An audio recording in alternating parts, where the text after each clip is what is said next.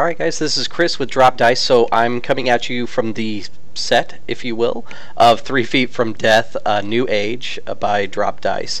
So as you guys can see, I've got my layout set up. This is basically what my Twitch layout's going to look like.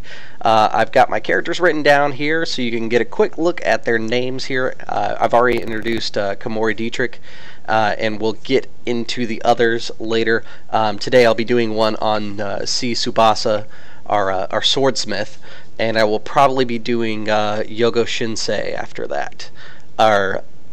And basically, I just kind of wanted to show you guys this. I know that that Daryl had been interested in talking to me about what I'm going to do for the presentation, and so I kind of worked it out. I've got 5 players, and I really like the format that I've got right here. I showed it to my players so they are aware of what I'm going to be doing. But the cool thing about this is I'll be able to put my players' images on just like my own up here. They'll be just a hair smaller, if you guys can tell that difference from the screen here. But the neat thing is as we play, I can actually transition scenes and go into another scene like this, where I can show you the map over here, which just to kind of give you an idea of how this is done. I did the same thing. I put my feed inside the picture frame for myself between both scene 1 and scene 2, but in scene 2 I also have a screen capture, and I use 2 monitors. On my second monitor I put a player view of Roll20 over there, so I'm going to put my mouse over here. This is the player view. I could do things inside here, but I'm probably not. It's just going to be for show so that my audience can see what I'm doing.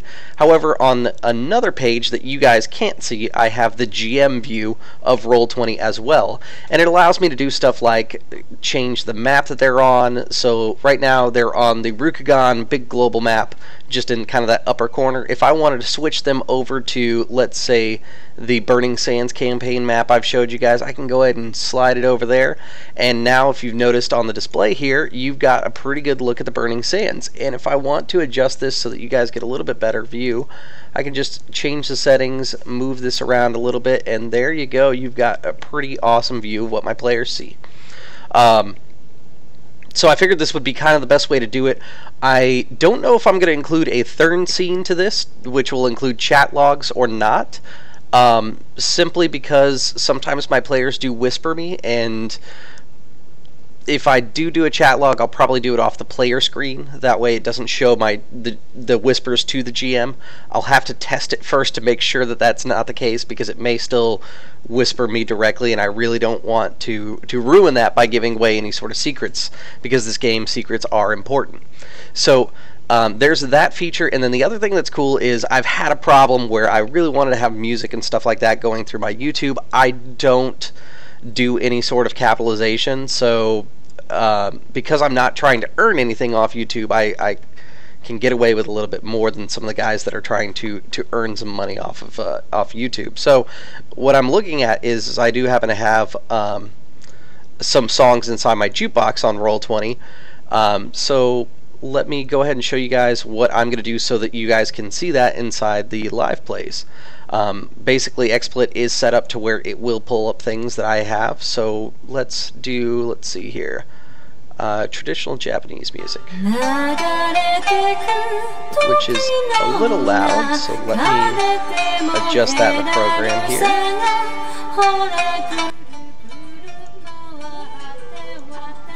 So probably somewhere around there. It's in the background. I can still have the game going at this point, and that's probably a pretty good volume for it. Just very soft in that background there, so that my players have a little background and ambiance music. I like that sort of thing in my games.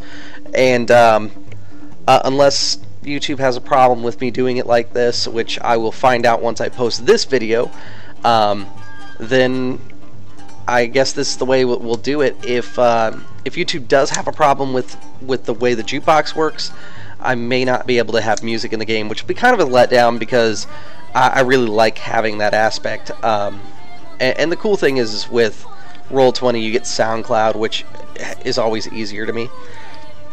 Plus I can do fun stuff like change the song, turn that off real quick, and then let's say, you know, I want to, let's see, I've got another one inside here.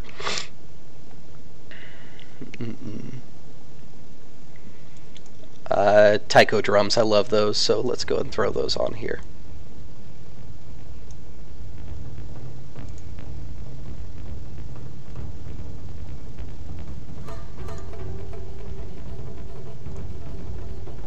So this one's a little softer, and I can get away with pushing up the volume a little bit. But that seems like a decent volume right there, unless the song gets a little bit louder, which it sounds like it kind of is. And then, of course, inside the program for XSplit, you can actually adjust that too. But I figured this would be kind of a fun, easy way to be able to apply all that stuff. And then when we don't need the map or anything, of course, I can still transition over to this screen, which my scene 1 is going to be the main screen that the game is predominantly played in. Alright guys, that is pretty much it. I just wanted to show you guys the set, let you guys give me some first looks and opinions. As you can tell, I've fixed the logo, so now we have our Dragon Clan member back on the banners. I don't know what happened to me that I missed that and put 2 Scorpion emblems on there, but the lineup is the Bat Clan, which is Komori Dietrich, the Oriole, which is C. Tsubasa, who we'll be talking about later today, the Dragon Clan, which is Miramoto Kaiji, the Crane, which is Kakita Emoji, which I need to get his full name because I realized that this overlay, I just put emoji there because I didn't get a name from him at first. Now that player has corrected me, so I need to correct this screen too. Unfortunately for anybody who hasn't put in a lot of effort on putting together these games, it's a work in progress, and every time I do something I notice something that I can improve on, and one of those things is fixing my fill-in spaces like Kakita Emoji here, because I decided to dork around in Photoshop and just get the prototype up and running. Alright, and the cool thing is what I can do is I can actually open up this file in Photoshop while I'm talking to you guys and then get it corrected. So let me fix that real quick, and in the meantime you guys can enjoy my taiko drums. Told you I'm gonna screw this stuff up constantly and just kind of go with it and enjoy, or don't for that matter.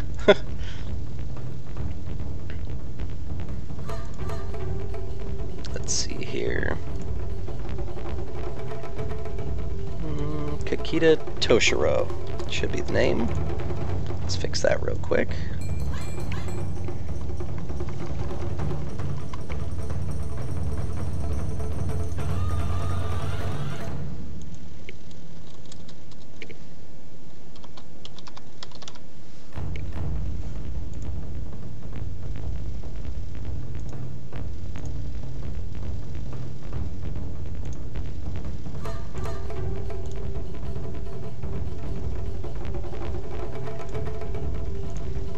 Okay, and if you do decide to do some overlays like this, what I'd recommend is when you make your Photoshop document or your GIMP document with the overlays, I'll show you how I layered it, just so you can have an idea of how you would like to layer it in your own.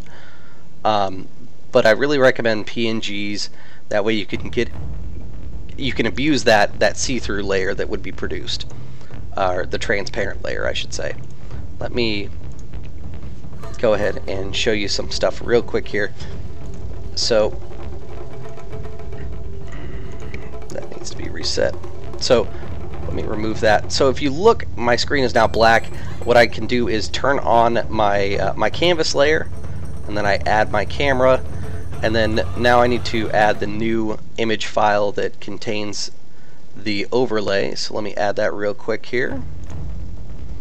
And as you can tell, it's actually quite small once it appears, and then I size it up to fill up the whole screen, and there we go. Now we've got Toshiro's corrected name on there.